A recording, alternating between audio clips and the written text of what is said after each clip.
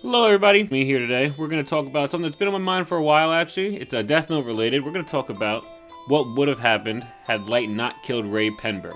Or more specifically, if Light never caused the bus jacking incident. Now, I've been rewatching Death Note for like the 5th time now, and this question popped in my head. It's seemingly the first moment to me at least where Light takes action against non-criminals. Besides Lindell Taylor, who was actually in fact a criminal, and Light was also tricked or prompted into killing Taylor. But Penber is a little different in this scenario.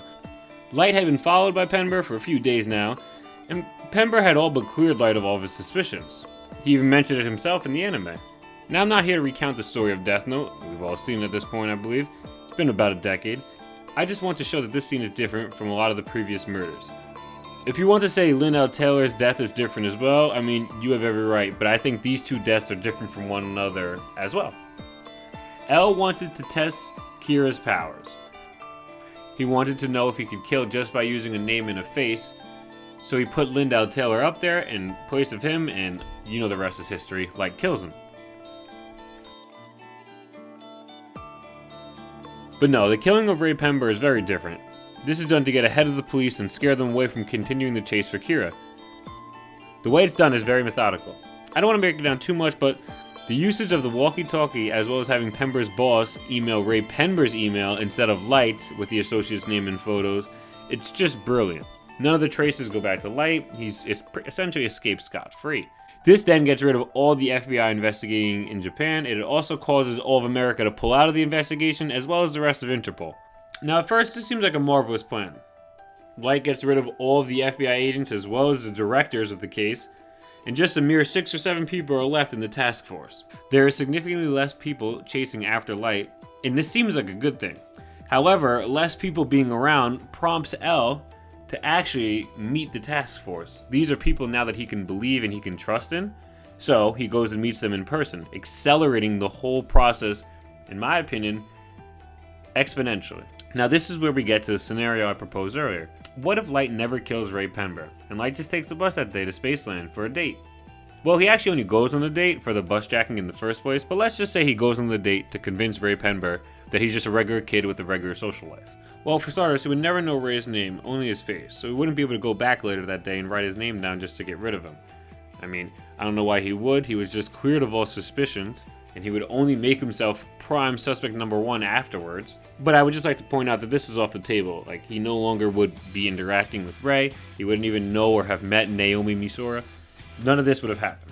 What would have happened is Light just goes on his date, he goes back, he goes down to study, where he just writes down criminals' names at a predetermined time, so you know the trail isn't traced back to him. While Raye goes and reports that Light is not a suspect in the Kira investigation. But what happens from here? For starters, L would not meet with the task force. The task force would still be way too large in size. It's still made up of many different agents from many different countries at this point. L only meets up with the task force because he begins to trust them because there's so few people. He can easily vet out each one of them and make sure they're not Kira and, confide in them. But at this point, there's way too many people in the investigation, as well as the FBI agents already coming back, and they're going to report that nobody is suspicious. What this will do is make L very paranoid. He already doesn't trust any of the police groups, and he'd likely think that one of the FBI agents is either incompetent and couldn't do their job well enough, or that it's a trap and one of the FBI agents knows who Kira is himself. This would slow the Kira investigation down drastically. L almost immediately called on to Light as Kira, or at least he had a massive hunch. He only bugs 2 homes because he suspects 3 people. The director's daughter and Surichiro Yagami's 2 children, Light and Sayu Yagami. L also constantly refers to Kira as a he. This may not mean too much, and he just refers to the entity of Kira as a male, which is something interesting to point out.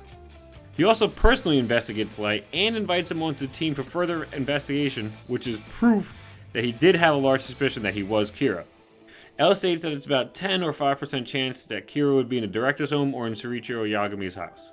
And this number may seem low, but we're talking about the amount of people living in the Kanto region of Japan who fit the description of an adolescent student.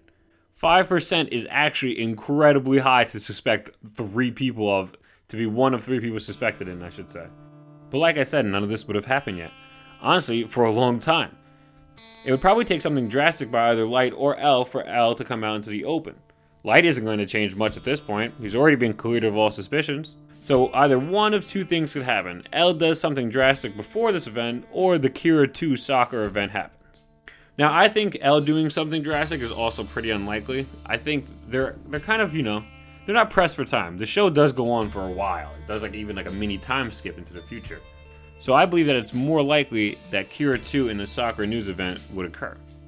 The Kira 2 soccer investigation doesn't take place too much after the FBI investigations, when Light, originally killed all of them. Although now, they'd all still be alive at this point. Now Misa comes into the picture and sends the tapes to the studio. This part definitely would still happen. She's already inspired by Kira because he's killed the man who killed her parents. She sends the tape in, but I don't think Soccer TV would broadcast them. Not that they wouldn't want to. I mean, the man who runs Soccer TV is a greedy creep who only cares about money, but in the real timeline, there really isn't much of an investigation or police stronghold in the Kira case. It's a small task force, and although it's made up of law enforcement, they're under the wraps. They don't want to make themselves known. They're trying to stay secret. But if Light never were to kill Raye and the rest of the FBI agents, all of the FBI, Interpol, and the Japanese domestic police would still be searching Japan for Kira. This is where I believe L would be forced to try something. Now, up until this point, L and the task force are under the impression Kira needs a name and a face to kill. They're unaware of the second Kira and her power, and to me it sets itself up for a huge implosion. Now, this information is very crucial to know. If you're under the premise that Kira needs your name and your face to kill, but Misa could kill you with only your face, this could be L's undoing. When he already taunted Kira on air, he believed that his theory was correct and nothing would prove it wrong. Without the knowledge of a second Kira or new powers, there's nothing to contrast with him still believing that this theory is true. With the police agencies of the world at this point eventually beginning to become fed up with L and his lack of trust, I could see them using him as a person to go on air for a PSA on the Kira case. This is shown when Sorichiro Yagami that several member countries agree L should go on air. Now, in the original timeline, he was actually on air as a response to the first sent tape in the Kira 2 soccer TV incident. However, this time they're more of doing an aggressive play themselves, doing their own PSA. Now, with the lack of knowledge of Misa's powers, L more than likely dies during this broadcast. She writes his name down the death note using the Shinigami eyes, and the Kira investigation continues without L. From this point on, it becomes a really deep rabbit hole, because now you have N deployed much earlier than in the regular series, with a lot less information because L hasn't done a lot of the groundwork. There's a lot of variables, but I'll give you a quick summary of what I think could happen. And having the full international police force at his disposal would definitely be a huge help.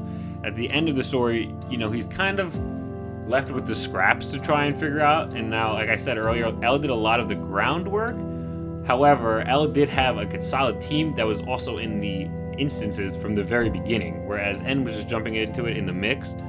Now, if N were to jump in at this point, he would have people from the team from the very beginning as well, and it'd be a large, much more massive number. And we've already seen he's not nearly as afraid as L is, or self-anxious in social situations. I believe this makes him very dangerous. The only problem is it's just really hard to catch Light. If Light ever does come in contact with Misa and the two of them end up getting together, which I believe would happen due to Rem wouldn't let Light kill her. Light would definitely try to kill her, but Rem just wouldn't let it.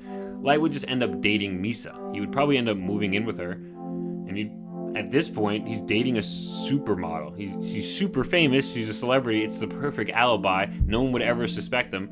In all honesty, he wouldn't even have to work. He wouldn't even have to be in the public eye anymore. It's crazy. He could be a shadow to everybody, just writing names in the basement of Misa's mansion, just chilling and hanging out.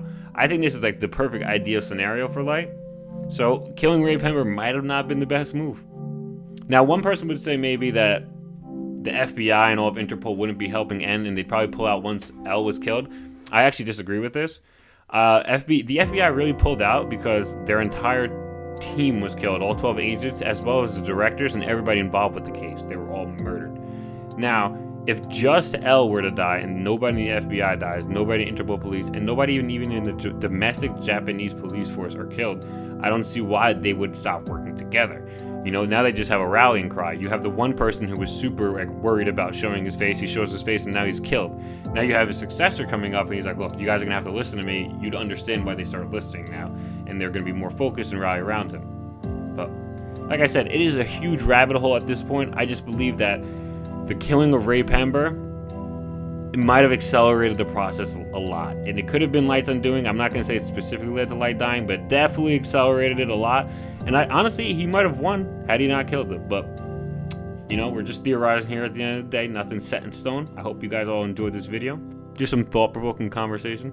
Thank you guys for watching. I hope you all enjoyed. Check back again soon.